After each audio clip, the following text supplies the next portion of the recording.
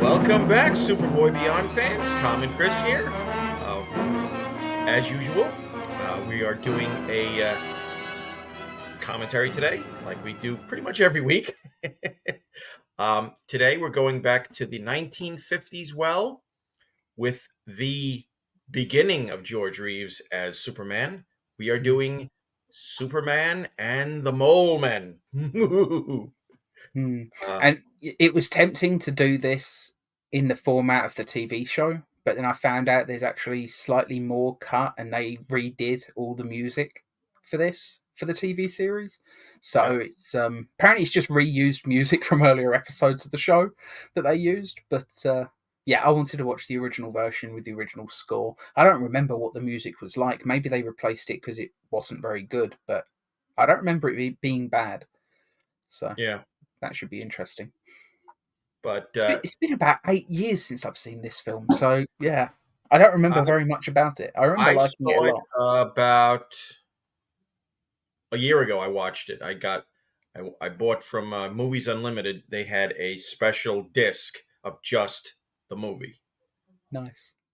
Quality on it was not as good as what I got on the Superman box set. Yeah, I've got it on there as well. It's it's annoying because it's on a Blu-ray disc, but it's very clearly just the original DVD rip or whatever, and they haven't even bothered de-interlacing it. So when you actually watch it on a big screen, the TV doesn't actually know what to do about it. So the interlacing just looks bizarre. Yeah. Yeah, it's really poor quality on that Blu-ray. So yeah, I had to find an alternate method. Like I do own it legally, but I ended up having to go to the Internet Archive to find a version that doesn't look abysmal, which Yeah. frankly I So, shouldn't have had to do. But there we go. so I have actually 3 versions of it. Is it 3? No, 4. 4. I have the one from Super Adventures of Superman season 1, which is as a bonus feature. I have the one from the Blu-ray set of the Superman at the movies. I have the DVD version from Superman at the movies, which is just the original version that the Blu-ray is taken from, and then I have the one from Movies Unlimited. So, Which one would you say is the best? Like you said, Movies Unlimited I wasn't haven't very good, watched but the is one it on the better? Blu-ray set. I haven't watched the one on the Blu-ray set. Don't bother. Um, If it's the same rip or whatever that Warner Brothers has just stuck on there as a bonus feature as I have, it's not worth it. I guarantee your other versions are better, a lot better. yeah, that's why I'm taking mine from the Adventures of Superman box set. Yeah, I'm gonna have to find out what's the best version, like the best quality version that's available. Just maybe I'll try and upscale it at some point for myself. Get myself a You 1080p know who version. might be able to tell us that? I guarantee Lou knows. I'll have to. Next time you speak to him, just ask. Just say like, what is the best quality version of Superman and the Mole Men? Just see what he says. I'd be interested to Okay. know. Yeah, I'll message him Yeah, and see what he says. brilliant. But for those of you just joining us, and those of you who have already seen what we do, uh, there is not going to be any clips from the from Superman the Mole Men in our episode today. We're going to have a very heavily filtered version right up there, just so you can keep in track with us, because we all know phone rings, doorbell rings, you got to go to the bathroom, you need a snack, you want to keep in track with us. So I mean, get I your don't know if this is a British phrase, but over here we call it sod's law. Just because, as soon as you get into doing something, sod's law, that's when the phone rings. That's when someone knocks at the door. That's when we over any here. number of things. Yeah, over here in the U.S., we say Murphy's Law. Whatever Murphy's can law. go wrong usually does at the wrong time. I think we call it sod's law just because the British will use any opportunity to swear. So, yeah. Anyway, should we get into this? Yep. All right. So I'm going to count you guys in with a 3, 2, 1, black and white, since this is the Mole Men. So get yourselves ready. If you're using the Adventures of Superman box set, it's season 1, disc 5. Unless you're in Okay. Britain, in which case they just didn't bother including it for some reason. So Yes, and then you got to use a method that Tom is using. yeah, or just get the Superman motion picture anthology box set. It only Yep. goes up to 2006, but that's okay because I have Man of Steel separately anyway, Yep. and I'm All not right. going to So buy the other. everybody, get ready. 3, 2, 1. Black and white. Here we go. Superman and the Mole Men. Yep. An interesting version of the intro for the show. I mean, you can see that this is like a prototype of what we eventually got in the series. It's almost a prototype of what Richard Donner gave us for Superman the movie. You know, it's the titles, the credits over like flying through space. Like obviously Richard Donner's was a little bit more sophisticated in the techniques they used, but Yes. yeah, I wonder if that was actually part of his inspiration for it. It's a shame no one can ask him now, but he's probably said it in an interview at some point. I quite like the music so far, but then I like sort of classic Hollywood scores. I just think there's a magical quality about it. Yep. And the music is by Daryl Colker. I have no idea who he is. No, me neither. I don't know who Lee Sholem is either. Maybe they did a lot of serials and stuff back then.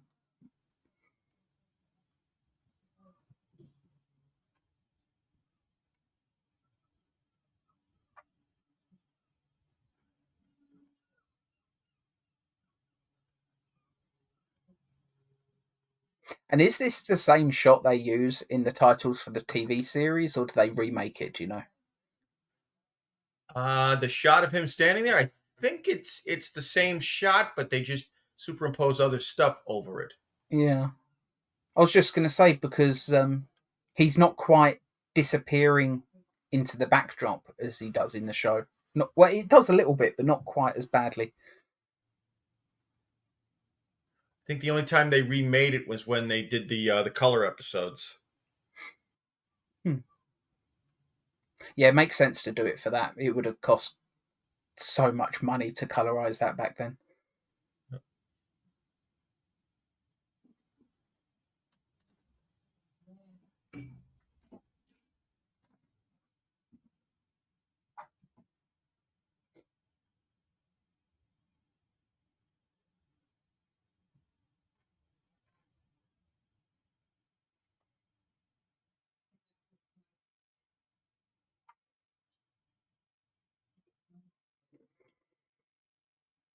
And now we get a little bit of exposition as to what the heck is going on, sort of, but it's still a Mm. mystery. I'm guessing the equipment is radioactive, just from my memory of this thing. Like, aren't the mole people slightly radioactive or something? That's what Or they believe. We don't find that out till later, right? So, whether they are or you know, not. throwing away all this equipment, I would just assume that's why.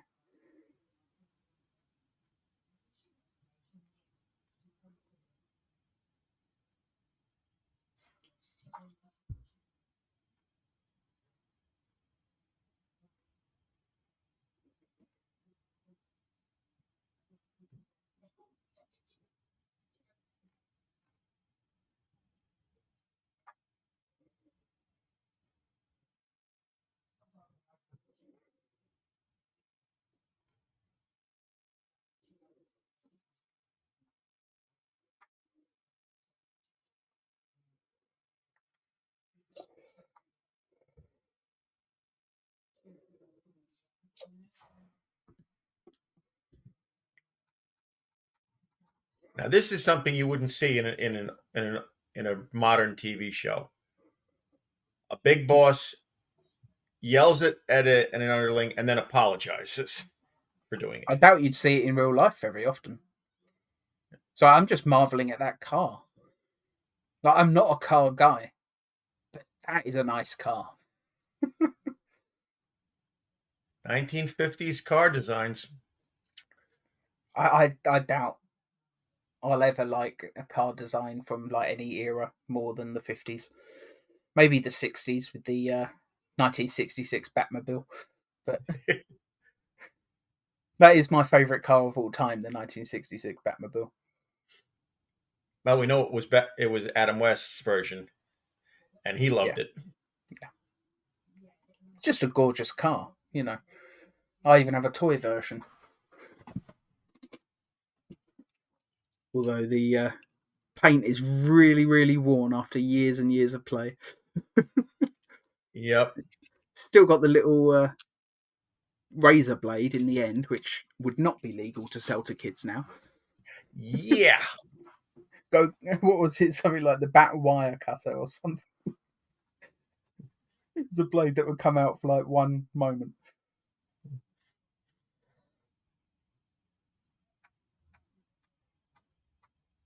You got to marvel at the fact that Phyllis Coates and George Reeves have a great rapport together. Yeah, it's just immediate on-screen chemistry.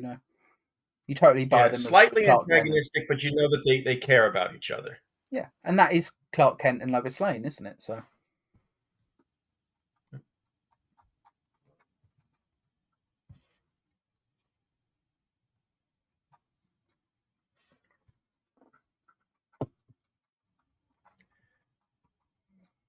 And is it just me, or whenever they sort of pan in on a side shot of Clark as he's turning his head, does it look like there's no lenses in the glasses? I doubt there were lenses in the glasses, just because studio lights back then had to be so bright. You'd constantly be having lens flares on his eyes. Mm. I know that in Breaking Bad, apparently Walter White's glasses don't have lenses in except for shots when they specifically wanted you to see the lens. Yeah. 99% of the time, there's no lenses at all. Mm-hmm. I wonder if Christopher Reeve did. Part of me doubts it for some reason.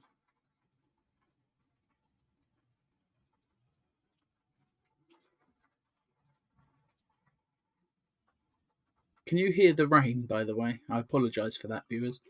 No, I can't hear Oh, it. good. So Might have to shut my window. 1 second. now we're in the hotel lobby in Silsby, and both Lois and Clark are sitting here contemplating what's actually going on.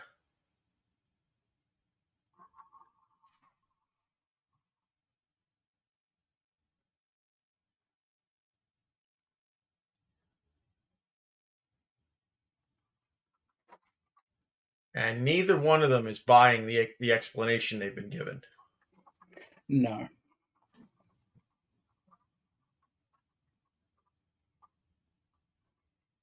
So Phyllis Coates was Lois Lane with Kirk Allen as well. Is that right? Or was that No, just it's Noel Noel? Neal. That was Noel. Yeah. Okay. I was going to say I wondered how this went.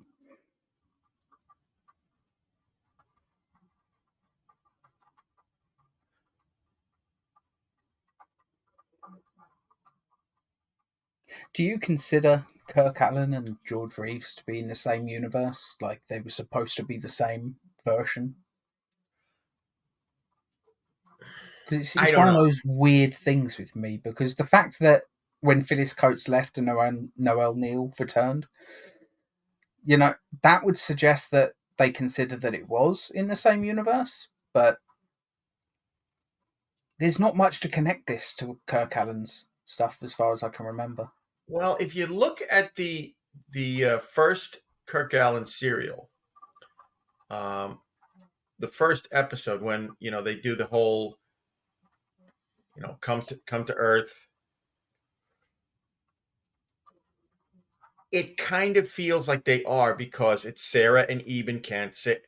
Eben passes away from a heart attack, and then Clark moves on. So No, theoretically, it could be in the same universe. We'd have to ask Lou what he thinks about that. I mean they recast pretty much everyone. Wasn't there a different Perry White in Kirk Allen's? Yes, that was Pierre Watkin. And there was a In different Jimmy as well. So Yes. There's a lot to say that it's not the same universe. They just reused one actor a couple of seasons in. Yep. So yeah, the Mole Men. It's a shame that the makeup effects haven't aged that well, but I don't know. I like them. I think the Yeah. overall design is good. I think it's just maybe the makeup technology wasn't there, or maybe if it was, it would have just been too expensive to do perfectly. Because Yep. we all know the serials and the George Reeves shows, they never had the budget that they really needed.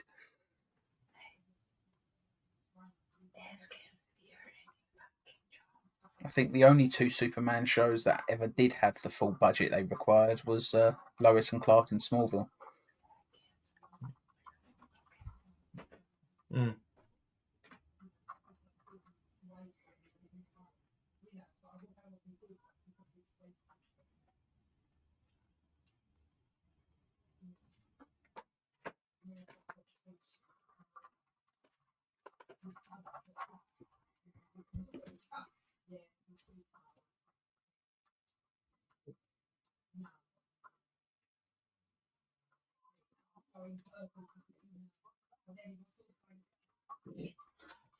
Didn't like that line from Lois.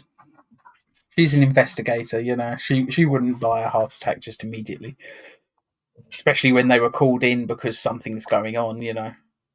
Yeah. I don't know. But I think comic book Lois would have looked into that a bit more. yeah, if you look at the two of them right now, they're kind of being, like the prototype for Mulder and Scully. Yeah, one's definitely being the skeptic, and the other's the believer. Oh, God, look at that old-fashioned phone.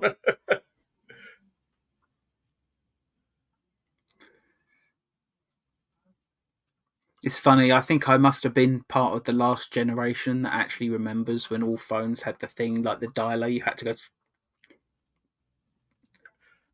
I Yeah, remember those. As a I kid, we hated had those one. things.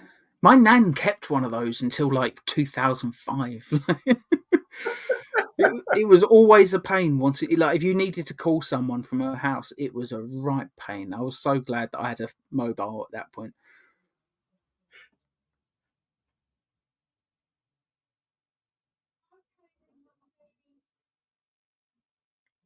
And this is the only thing that I never quite bought. How scared everybody are of the mole men, like immediately. They're little guys, you know? They look like kids almost, but very hairy kids. Yeah. Except on the top where the hair just seems to end. The only one who you would expect to be scared and isn't is the little girl. Yeah. Yeah. No, I don't think I'd be afraid of a mole man if I saw one, if they looked like that, to be honest. I would probably just assume it's kids in costumes before assuming it's some sort of creature, you know? Yeah, but I guess it's the suspension of disbelief. We have to treat it Yeah. like, the Klingons back in the 60s. Yeah.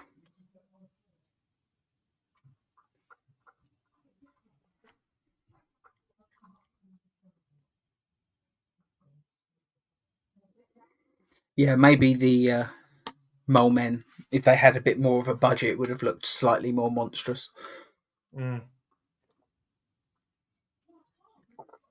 I mean, what year was this made? 1950 what? 52, I think. 51 or 52. Hmm.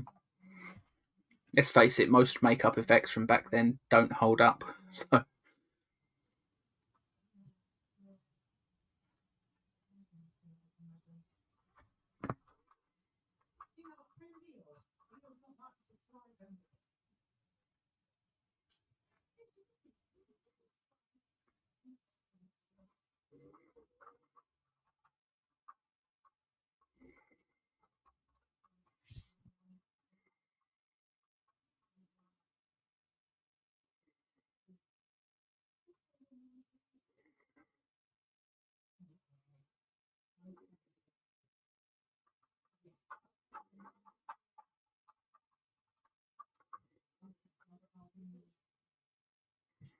I do like how in the George Reeves, and I guess Kirk Allen as well. You know, Clark is shown to be a very competent investigator.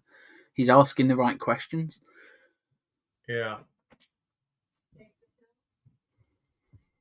It's funny because he's got a confidence about him as Clark Kent that isn't always seen. Let's face it, but it's also quite different to his Clark. Like it's a different style of confidence, maybe a little bit more laid back.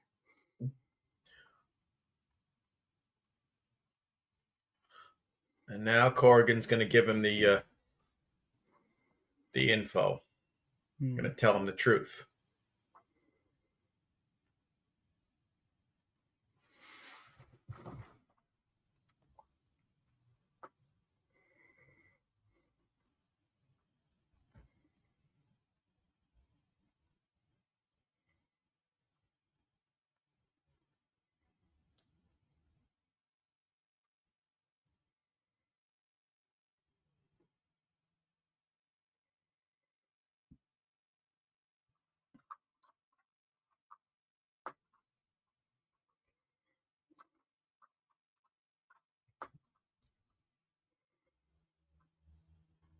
So you were right. They thought they're thinking it's radioactivity. Hmm. Which it makes sense why they would bury all the tools. It's pretty much what they do with barrels of toxic waste, isn't it? Stick a little flag on it with with the symbol saying "Do not dig" or whatever.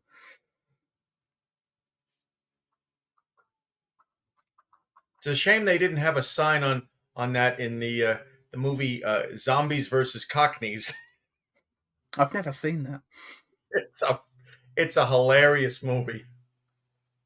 I do like bad movies from time to time.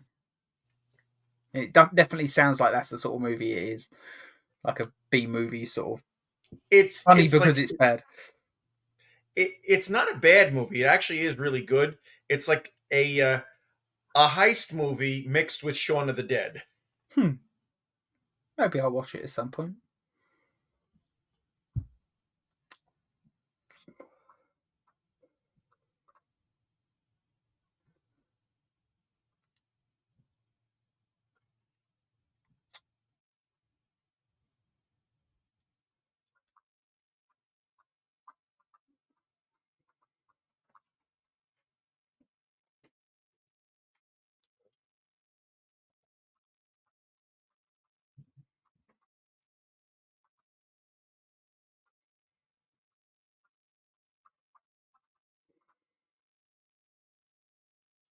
He's got a good memory, Clark, hasn't he? I doubt I would have noticed. I guess that's his super brain happening. Yep. I am honestly shocked that Superman doesn't have a bunch of extra powers in this show because let's face it, in the comics around this time, he seemed to get a new power every other week. Like, I'm amazed they didn't invent a bunch of powers for the show because even the Richard Donner movies invented the fact that they have telekinesis now, and apparently Clark Well, can that create wasn't the Richard holograms. Donner version. That was Oh, the that was the Lester. Lester. Okay, well, he still created a bunch of holograms to distract them in the fortress, but I guess that's fortress tech.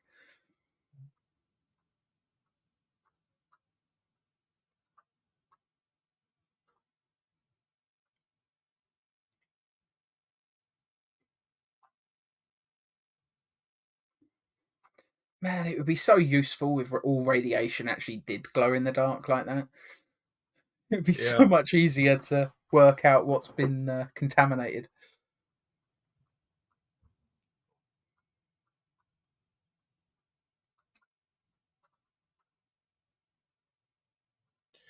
I believe one of the actors who plays one of the mole men later went on to two other Superman related projects. Oh yeah, I believe one of them comes back. I think it's in a season 5 or 6 episode, one of the color episodes, as the Martian. I think his name is Mr. Zero. I don't remember that one. I may have Yeah. seen it. I don't know. And then he was also the actor who played Bark Bent, aka Super Pup. Huh. I didn't know that. That's cool. Do you know? Is it one of these two? Do you know? I believe it's one of these two. Huh. The, shall we say, bigger one.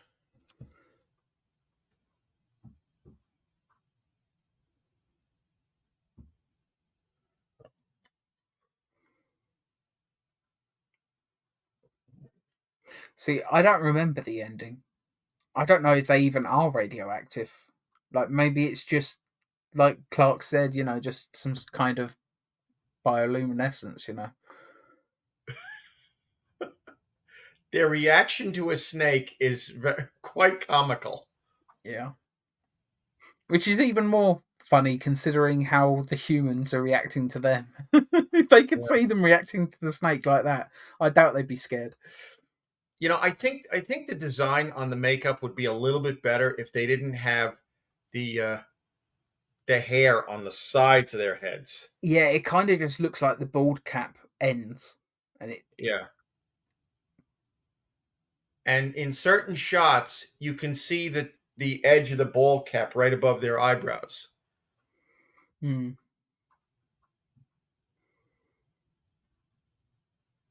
And it's a little too shiny, the ball cap. a little bit, yeah. Wouldn't necessarily be a problem if they made the rest of the face shiny to match, like with some sort of makeup. But Yeah. no, they need a little bit of talc powder on. Just dab it over the forehead. Just take that shine off.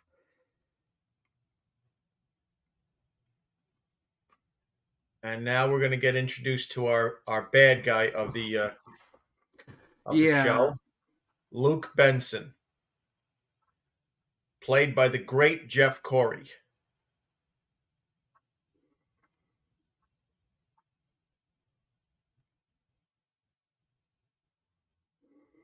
Corey, who got blacklisted in Hollywood because of a previous uh, association with the Communist Party. yeah. A lot of people got blacklisted from that. He wasn't allowed to do any acting for years, but he Hmm. was allowed to teach acting. And one of his students was a very famous gentleman by the name of Leonard Nimoy. Hmm. And it was because of Nimoy that he actually was able to get work on screen again. Yeah, I'm glad it eventually died down. You hear stories, don't you? Like people, they would join the Communist Party when they were at college or whatever, and a lot of the time they'd say, "Well, I joined it because it was the most liberal party I could find on campus," Yeah. and it's just, Or they didn't you know, realize what it was. that's it. A lot of the time, let's face it, trying to get people into any party, there's a lot of misinformation going on. Yeah. But yeah, the way the hairline goes into the bald cap, it just doesn't quite work for me. Yeah, it doesn't seem natural.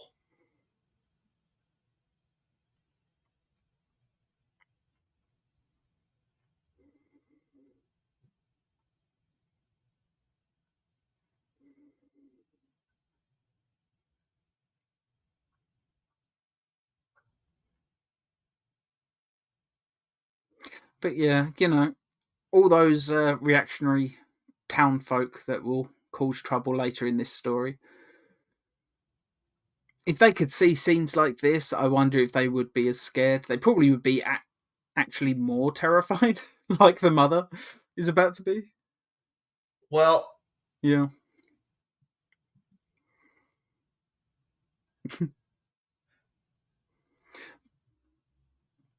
she has a very scream queen reaction.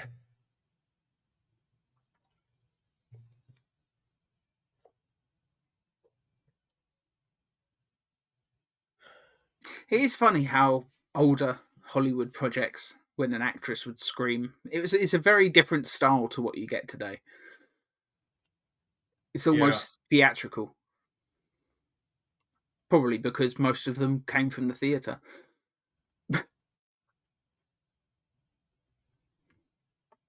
Gotta love that though.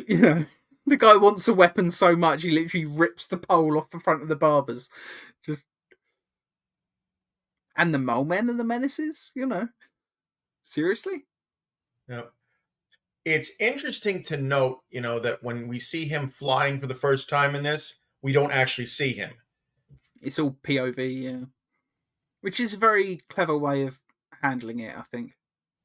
Now, remind me, is this one of the early Superman projects where when we actually do see him fly, he turns into an animated character? Or is that Briefly, there briefly? is one moment where he does go animated. Yeah, aren't they on like a dam or a bridge or something? Yes. Yeah. Which is, it's an effect I actually always liked. I think it works. I certainly prefer it to, George Reeves laying on a crate with a backdrop behind him.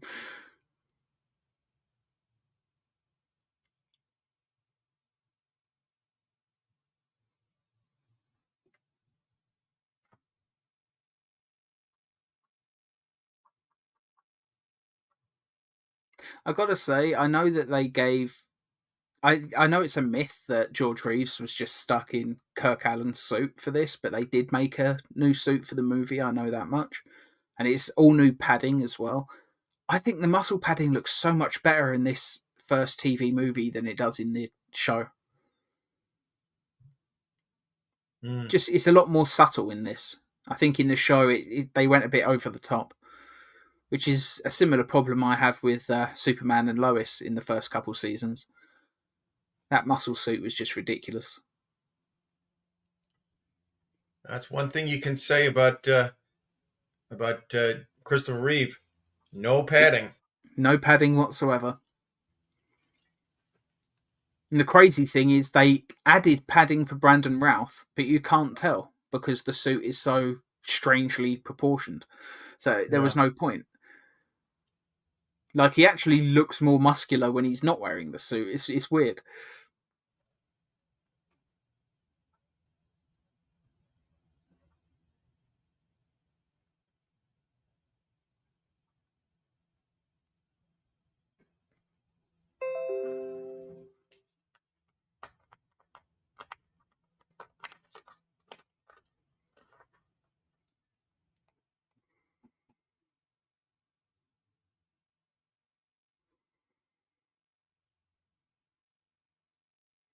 It is amazing, really, that the first real Superman movie, which I will count this as, it's funny how the villains aren't the monsters in this, like the mole men.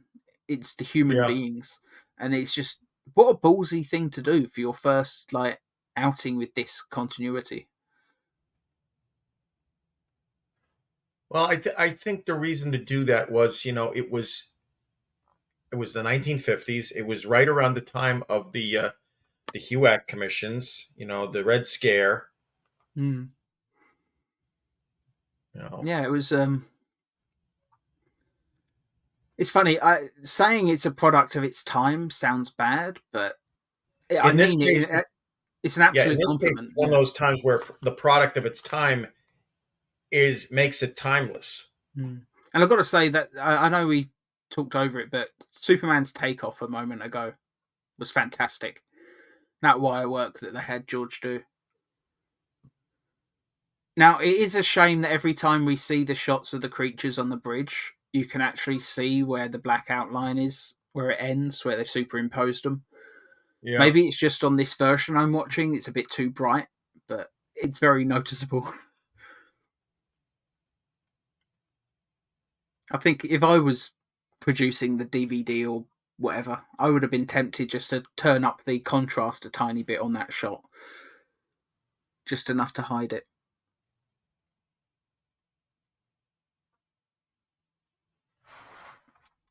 Dramatic location for the ending, I've got to say.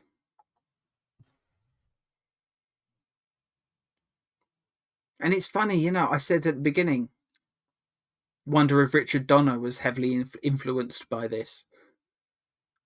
We had the damn shot in Superman the movie. It opens with the flying through space. Well, I don't know if it was Richard Donner so much as Tom Mankiewicz. Yeah. But it is interesting how you can see the influence. Is this the animated shot? Nope. Nice landing, though. I've seen much worse.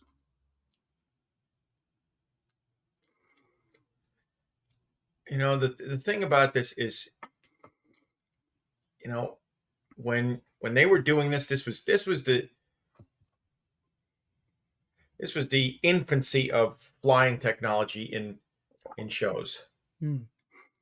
And yet, the takeoffs and landings, superb. That takeoff wasn't quite as good, but it wasn't bad.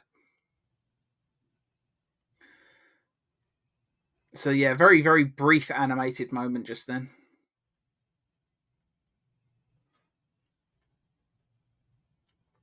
But I do like how much actual wire work they've got George doing.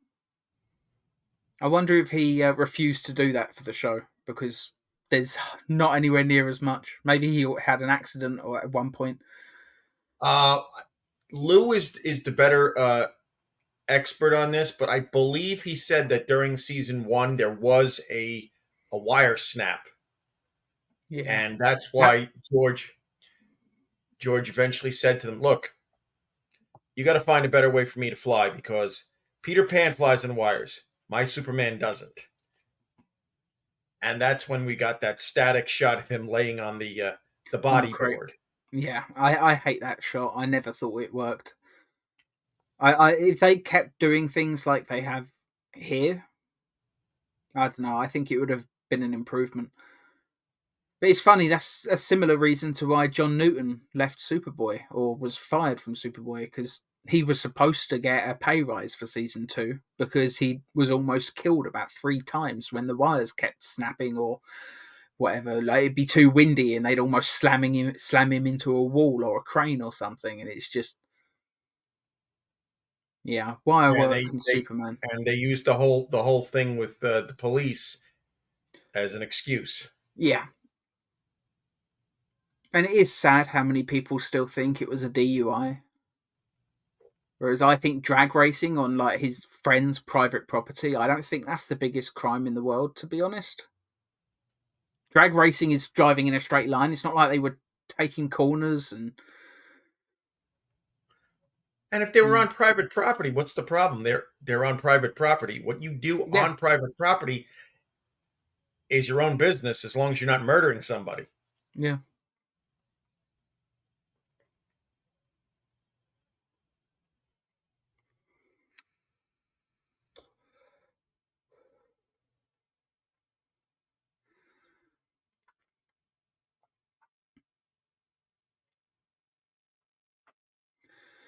It is funny though because as I watch this, all I'm thinking of is Frankenstein. You know, Yeah, you with the can with the this monster running from the crowd. yeah, and how the monster is misunderstood. Look, really, I mean, let's face it. In Frankenstein, the monster really just wants companionship and friendship. You know, basically a child. Except in that first movie, there is the scene where he Kills essentially you. murders a child. Yeah, that's true. But that's more that's like a bizarro situation, isn't it? You know, he doesn't murder the child because he's evil. He murders the child because he just genuinely doesn't understand. But yeah, this is a very sort of Frankenstein inspired tale.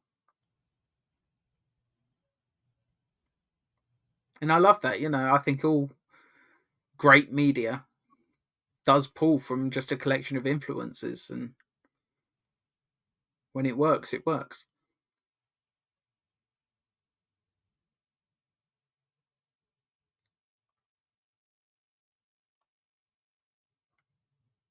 Oh. You do feel bad for the mole men in this.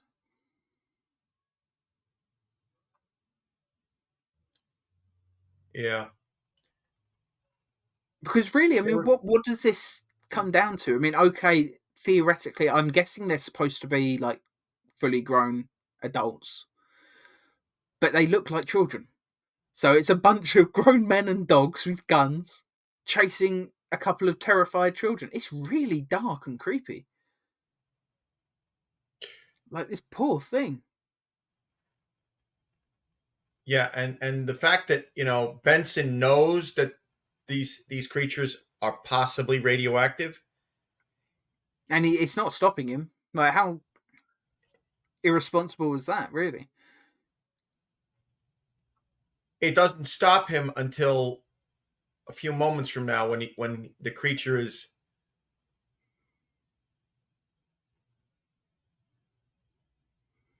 in. But yeah, now he shows some compassion for one of his boys, Hmm. but he cares more about the dogs than he does about his men. Yeah.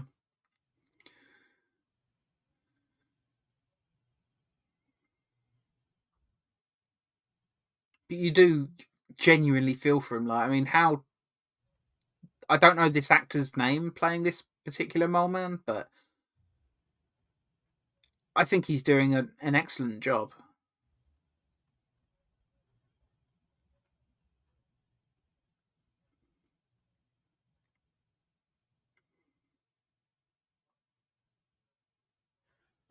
The only thing that does make me laugh, though, is just seeing all the dogs with their tails wagging. Like, they're clearly just having a great time. They just want to play. That's the only thing with dogs. Like, I could have sworn there was a Hollywood movie years ago that it turned out that they spent a lot of money on CGI because there was supposed to be rabid attack dogs or something in it, and the tails were wagging so much it was making the audience laugh at test audiences. So they had to Yeah. CG all the tails to stop wagging. Like, what a waste of money that is, but still. Well, I can see using CGI for stuff like that. Yeah. But I mean, oh man. It must have been really noticeable though. Like, yeah.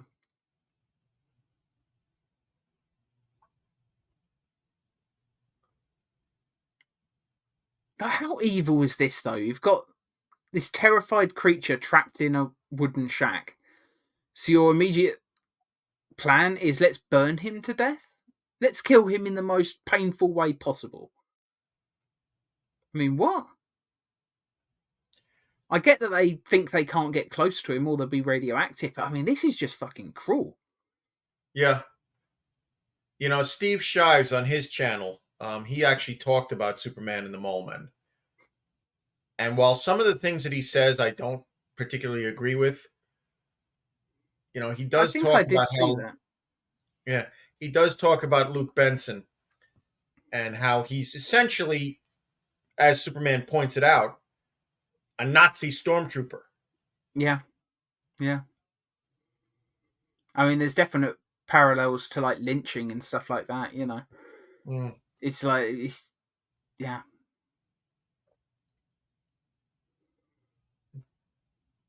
No, I think I saw that video. I don't remember anything I disagreed with, though, to be honest.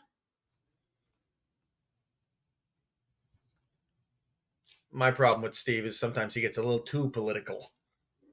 I don't know. I like his political stuff, to be honest.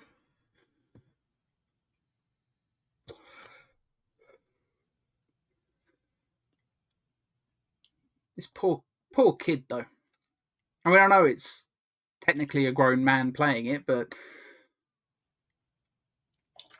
yeah, just fucking For evil. all we know, that these mole men are teenagers.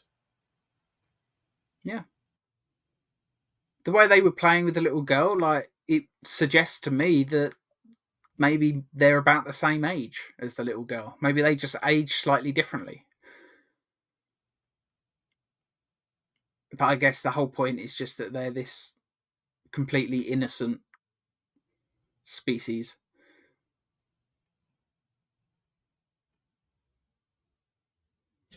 Yeah, and my problem is this: Mm.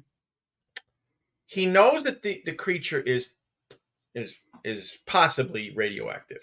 Yeah. They believe it's radioactive. Burning it can't be a good idea, Yeah, surely. burning it, especially considering that there might be flammable materials that could cause the shack to explode, and now you've got radioactive material Yeah. possibly being thrown around. Clever exit though, climbing under the building.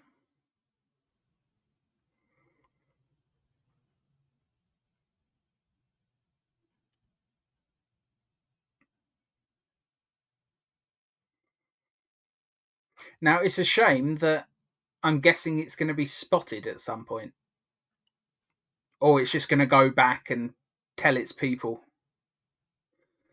Isn't that how it ends? They come back with weapons or something. Yep. Yeah, I do like stories where humanity are the greatest monsters. You know, say what you want about James Cameron's Avatar, but I did quite like the fact that the humans were very clearly the bad guys in that film, even if it is just a Pocahontas ripoff or Fern Gully or whatever. You know,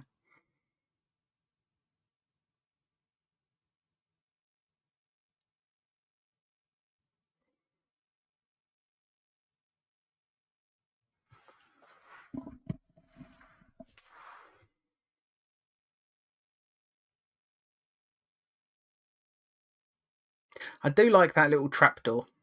It's a nice prop. I kind of want one. It's like a hatch from a submarine or something. It's just I like it. Yep.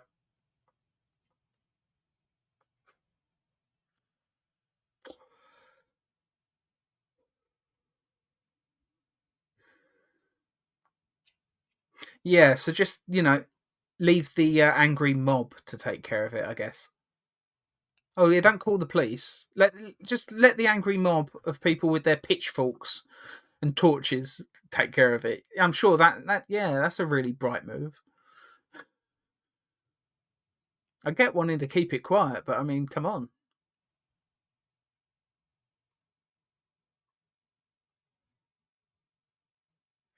The sheriff is actually trying to keep the peace around here. I mean, if you listen to the things he's saying, Mm.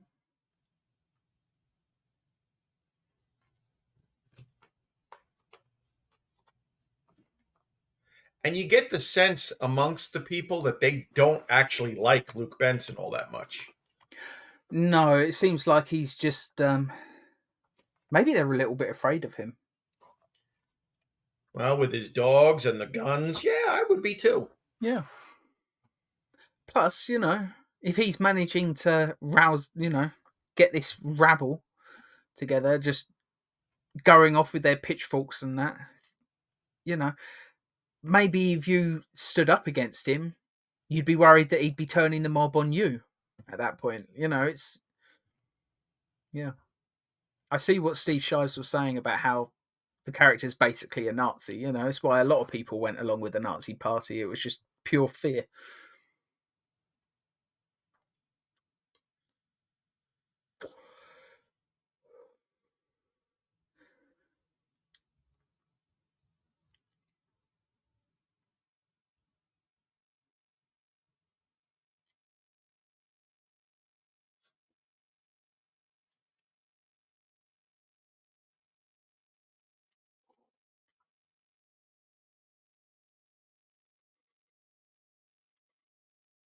God, this guy's a moron. You pull a gun on the sheriff. Yeah, and now he's saying you won't get any trouble unless you come looking for it. I'm sorry, you just committed a crime. Like you can walk out, but I'm sorry, you just committed a crime. Even if you don't go after the mole men now, I'm still going to arrest you. Yeah.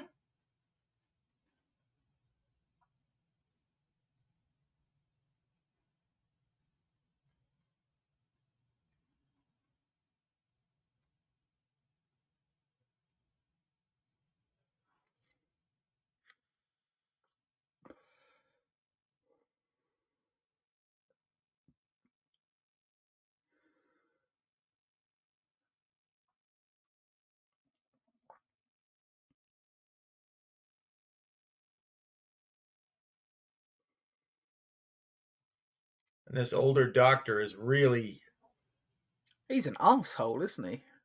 Yeah, I mean, the It, Hippocratic Oath is first do no harm. yeah. And okay, they're not human, but clearly they're sentient. They look human enough. They have a few minor differences, but I mean, let's face it, even the hair on the back of the hands. I mean, are you going to refuse to treat Robin Williams? You Yeah, know, people have hair in weird places.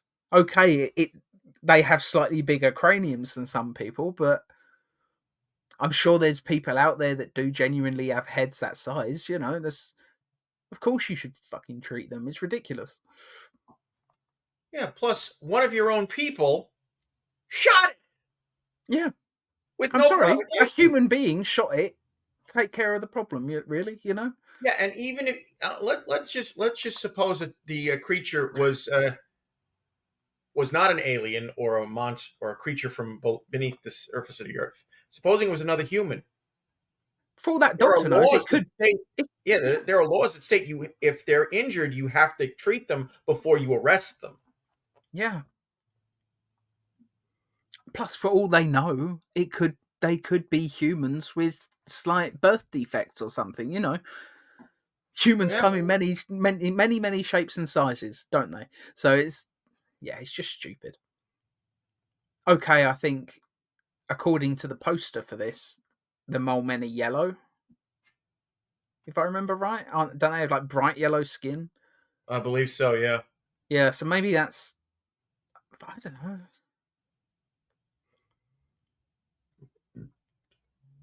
I find it funny though that Clark didn't take off his suit jacket before putting on the smock. Hmm. But as Lou pointed out to us in one of the previous times we had him on, the shirt that he was wearing had no sleeves. That's why then. Makes sense though. Under all that studio lighting and stuff, it must have been very hot on set. You would cut corners where you could to help your actors stay cool. I think if I was walking around in a suit like that under studio lighting, I would ask they cut the sleeves off as well. Hell, I'd probably ask it to have it so the only part of the shirt that actually exists is the collar and just the front bit that goes down to about there. It would just be a flap.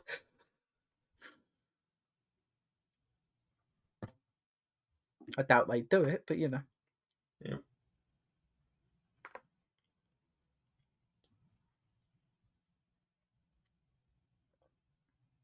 yeah.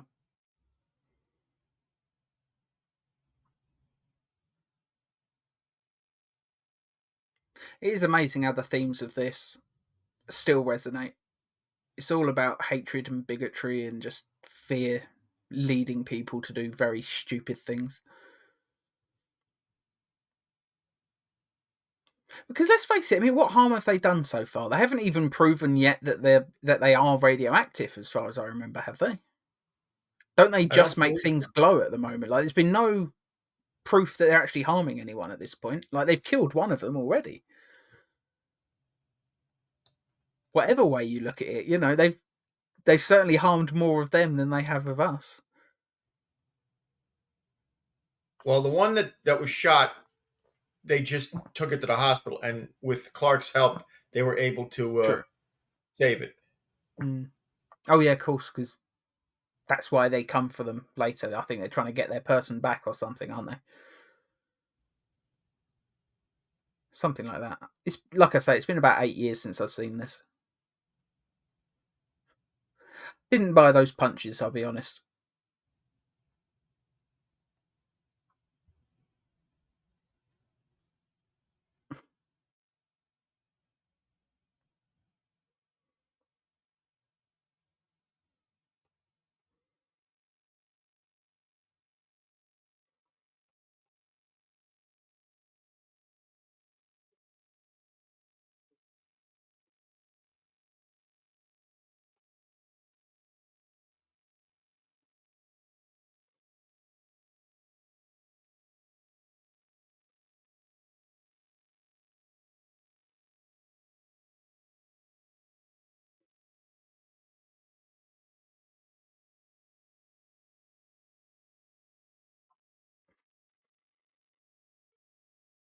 Yeah, this whole speech he just gave, I thought George Reeves did an absolutely perfect job with that.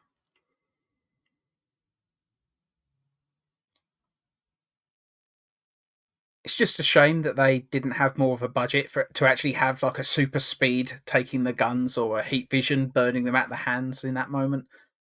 As soon as it cuts to the stuntman beating them up, it just looked a bit rubbish. I'll be honest. No, I think that actually was George. Oh, was it? For a second, it didn't look like him, so I wondered if it was the same stuntman from the show.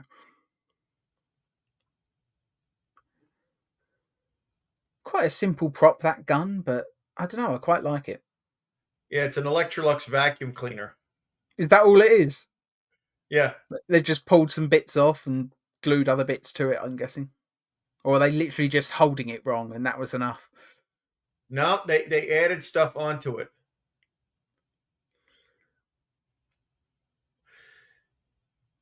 Yeah, it's kind of like how, the old prop lightsabers from the first couple of movies, like they actually built those out of existing things. Which is why prop collectors can always tell when they're the originals because they're actually parts from a camera or something.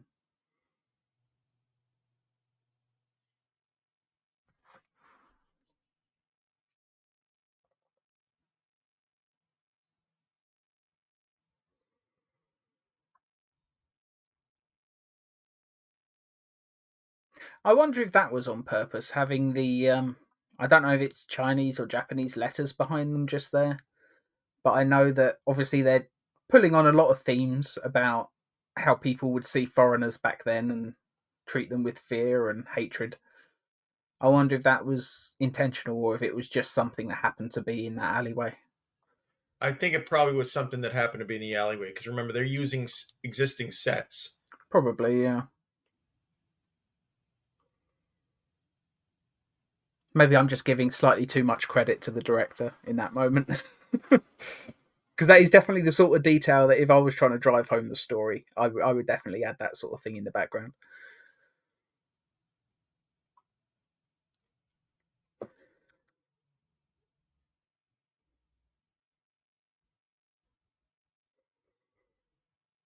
Yeah, the muscle suit looks so much better in this movie than it does in the show.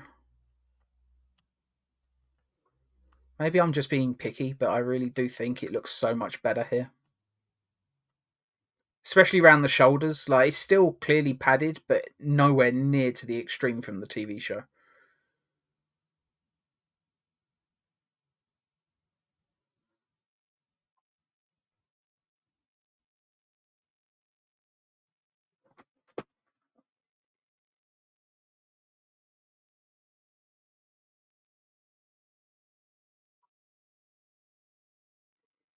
And it's a very interesting choice making the mole men mute, speaking only with gestures. I think it's a very clever thing because let's face it, they wouldn't speak English. So it's a very No. clever way of doing it. Instead of making up some fake words. Yeah, clever choice.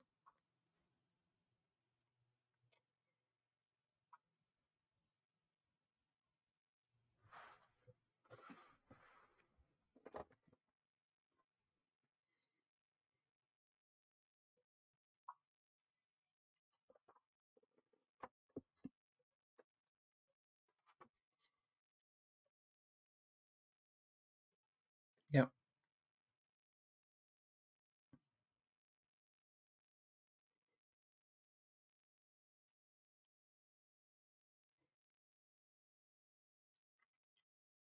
Oh, and this is the worst thing you can do. Go right to Luke Benson Hmm.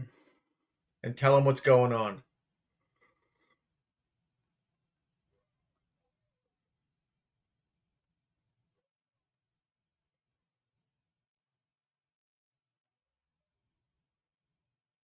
Like, seriously, why haven't the police arrested him?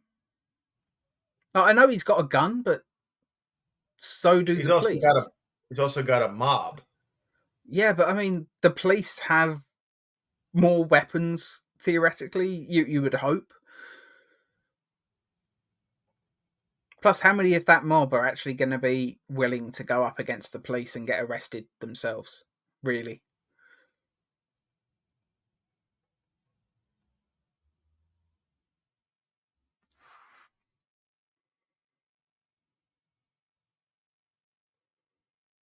Phyllis Coates was great as Lois Lane. Like, even just the way she puts up her hand. I know it's very theatrical acting. It's very much of sort of stage. But I don't know. I just think even when she's not got a line to do, she's good. She's great. Even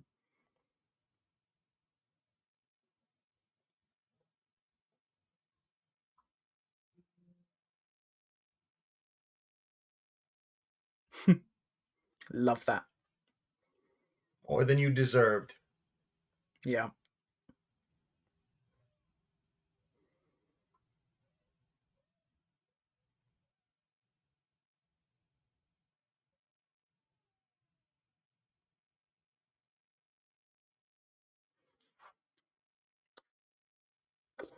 I will say that what he says to the mole men just as he's saving Benson is a little dated in its thinking.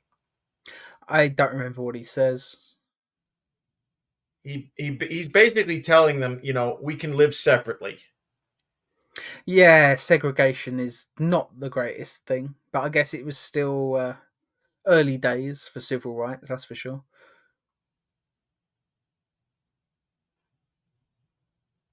Yeah, it's that old saying, isn't it? Separate but equal. Yeah, I'm sorry, if you're having to separate them, there can be no equality. That's just how it is. I mean, how can anyone be equal if you refuse to mix with them? Seriously, it's just stupid.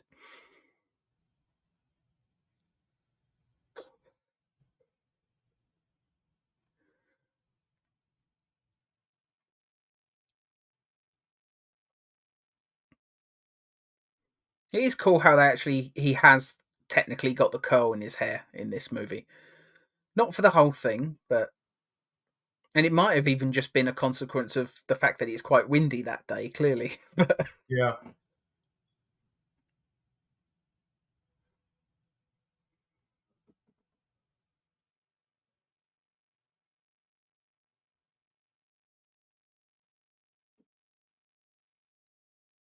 yeah, seeing him with the curl in his hair, man, I wish they kept that for the series. He already looked like Superman, but now he really looks like Superman.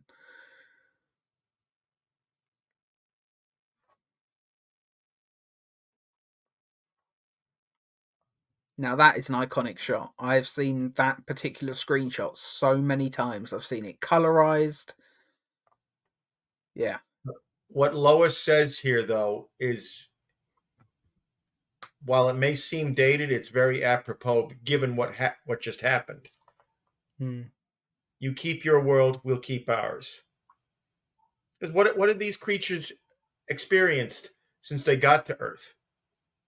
I doubt they want to come back anytime soon. Like, probably the only reason they came back at all was to get their friend back, you know? Yeah, Yeah. and the only reason why they brought the weapon is to protect themselves. Yeah. Yeah. Let's face it, the only time, like, they only actually used it when what's his name pointed a gun at them again because they've seen what those things do. They know their weapons at this point. So it's, yeah, defending themselves. Yep. It's, yeah, just a truly brilliant story. I think it's one of those things where I think the message okay, the end thing with it's very segregated in its thinking, but it's a start. You know, you can see where certain ideas come from when you watch old media like this because okay, some things are a little bit outdated just in the approach, as you said, Yeah. but it's still you can see that they're heading in the right direction, and that's always appreciated.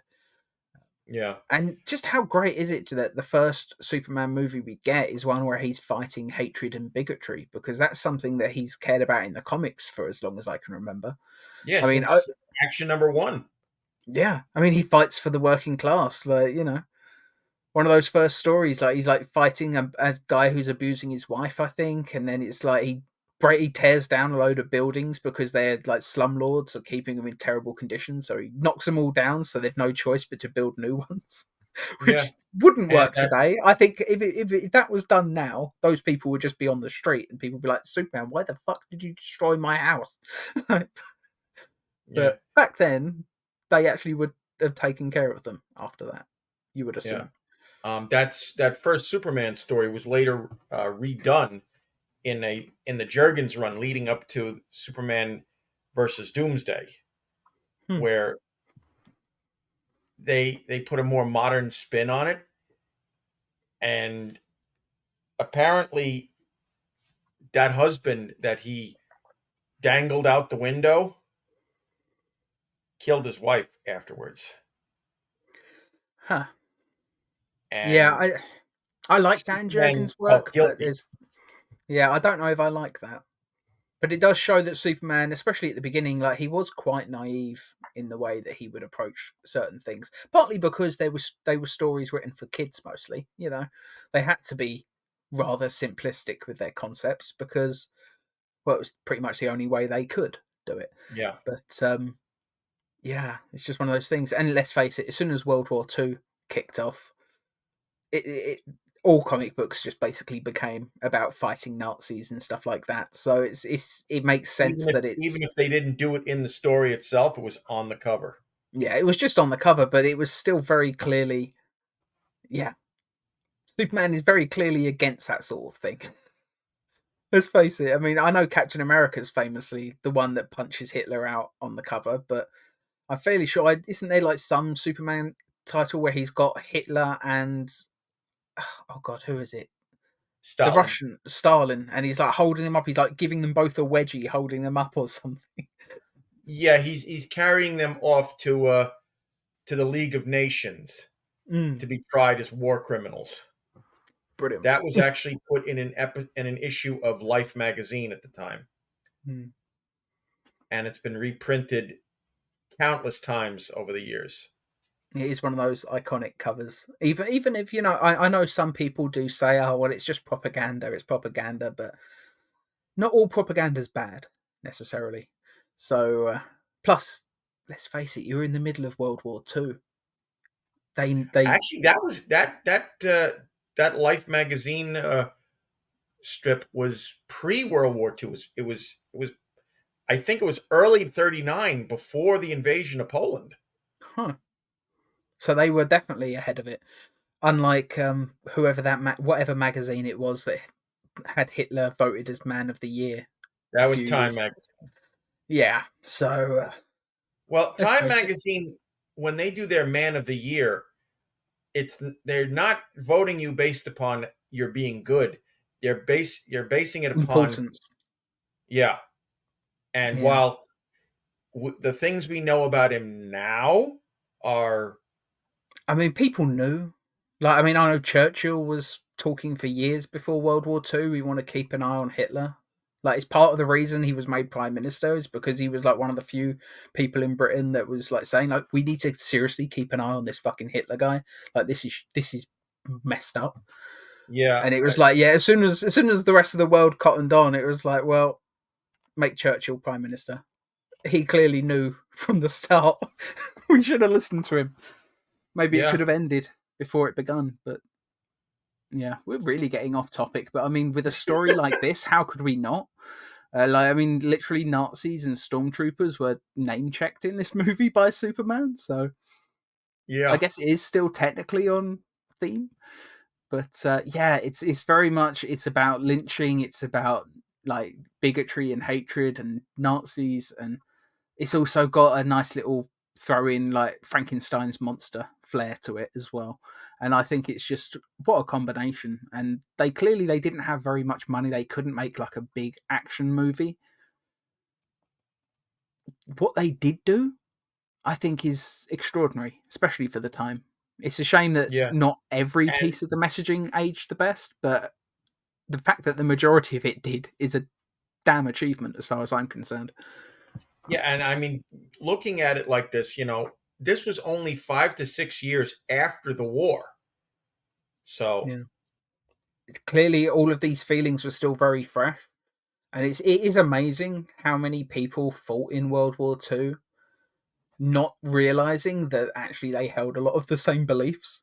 And it's just like there was a lot of people that sort of had to be woken up to the fact that they were basically now fighting for the things they, you know, pledged to fight against back in the war. It's amazing Yeah. how many people's attitudes needed to shift when they got back. But there we go. Yeah, I mean, It's look life. look at what happened in the '60s with the American Nazi Party and George Lincoln Rockwell. I mean, You just the know, rise of the KKK. I mean, let's face it. People talk about the KKK like they don't exist anymore, but they're still around. You know? yeah, Yeah. yeah. So There's a lot to unpack with this movie. You know, yeah, it's maybe part of the message is bad. You know, you know, just in that tiny little detail. Just it was one little detail that didn't age the best, but they were trying. You got to appreciate the effort. I'm not going to hold that against them. I yeah, think honestly, for back then, that's about as good as it was going to get. Really. I mean, honestly, I think we should just thank our lucky stars that they didn't actually have the mole men like blacking up or something. Because let's face it, even a progressive show like Star Trek had the Klingons in brownface, which really didn't age well. Like that's one of the few things I'll say about Star Trek that I think aged really, really poorly is those original Klingons. yeah. I think even the people that played those Klingons though would agree with that. Yeah. Unfortunately, none of them are still alive. That's the problem. I'm pretty sure though that yeah, I'm sure if they had lived on that to this point, they would have been like, yeah, the forehead bumps are much better. You know, just painting them bronze didn't look good, Yeah, especially and since I don't think the face paint ever even looked very good in Star Trek as well. It looks very patchy. I Like it think doesn't look like a natural skin tone at all. It's just I they look think the only greasy. Klingons that didn't have the face painting was Koloth and his first officer, played by Michael Pataki in Trouble Did with they not? Tribble. Hmm. Yeah, I don't know why they needed to bother. You know, if they wanted them to be brown, cast some brown actors. I mean, there were plenty of them working that probably would have loved the job, especially in a yeah, show like Star Trek. Let's face it. You know, if there's any job in Hollywood that, a minority actor would want to be in, I imagine Star Trek is one of the ones, especially back then. I mean, just look at that story from Nichelle Nichols where she talked to Martin Luther King and he yeah, convinced her not to quit the show. People knew it was important back then. Hell, even Whoopi Goldberg, she famously has said that in sci-fi up until that point, black people just didn't exist in the future. Like as far as TV and film was concerned, they just sort of went away quietly at some point, which is really weird to think about. I don't yeah. And think look, it's necessarily true. There's probably is another example of a black person in the future in a sci-fi project, but none well, that are that famous. DC is famous for what they did, and it's not very good. The I mean, Legion. these. I mean, I'm not going to worry about the Legion so much. I mean, why there's no Black Legionnaires, I don't know. Well, there's this the story behind it is apparently it was one of the editors at the time. Um, he was full on 100% Yeah. racist, and his idea of why there's no black people on Earth in the 30th century is, Mm. oh, in between the 20th and 30th centuries, they all moved to this island called Marzal, and the island, Wonderful. yeah, and the island got moved into a parallel dimension and only appears like Brigadoon every So few not years. only did they cart all the black people off to an island, but then they sealed them away in a parallel universe. They couldn't come back. That Well, is it's not so that they stupid. did it; it's that they moved them themselves. And that's how we got the character of Tyrock in the Legion. I don't know, Tyrock. I'll be honest. I think DC, let's face it, they did much better things when it came to race. Like once Jon Stewart was introduced, that was a big turning point. But I've even got a Supergirl comic. I can't remember. I don't know where it is at the moment, so I'm not going to bother trying to pull it out. But there's one where an alien crashes in the city or something, and it's on the run, just terrified, and it ends up getting found by a little boy, and there's sort of a friendship thing that happens, and there's an angry lynch mob, just like with Superman and the Mole Men. In fact, I wouldn't even be surprised if it was a straight up remake, like they were doing that on purpose, because there's a lot of story beats that are quite similar. But Yeah. in that, like, it's he's like the alien is found by a little black boy who takes care of him. I think he's a cripple or something, and the alien helps heal his arm or his leg or something. And it's like that's how the angry mob realizes that actually he's a good guy. He's just lost, basically. He's crashed. Yeah. But it's a really wonderful little story. And okay, it's maybe some of the art, there was a tendency back then when artists were drawing black people, they did caricature a bit too much. It was a little bit gross at times. But for the most part, this is a really good looking issue, and yeah, it reminds me a lot of Superman and the Mole Men. So maybe I should have had that ready, but I didn't think of it until we were discussing it. So, but yeah, I wouldn't be surprised if that issue was very on purpose in the fact that it's so similar. But yeah, Yeah. good issue. I think it's from the 70s, but maybe I'll dig it out while I'm editing this, and I'll just put a screenshot on it. So if anybody wants to find that issue and read it, you won't regret it. I think it's a good story. Um, yeah, it was part of the Supergirl era when she had the little symbol on only one side. Oh yeah, the hot pants costume. Yeah, I think she still had the skirt. Maybe not. I don't know. I'll have to pull it out. But yeah, it's definitely from the era when Supergirl's costume was going through a lot of changes, and I don't think any of the Oh costumes yeah, are as that good was as the that was the original. period when she was in Adventure, and people were constantly sending in new designs of costumes, and she'd have a new costume like every other issue. Anyway, I can't think of anything else really to say on this Mm. on this Neither can I. TV movie. Superman and the Mole Men, just a really good film with, I think, a great message, even if that one little detail, as we said, didn't age the best. But you've got to give them marks for, the attempt, and just the fact that I think its heart is in the right place. Absolutely, with this. Um, Yep. so yeah, Um, hopefully you all enjoyed this too. Jeff Corey also went on to do other genre programming beyond this. Once Leonard Nimoy got him back to being on screen, he was obviously in the Star Trek episode "The Cloud Minders" because of Nimoy.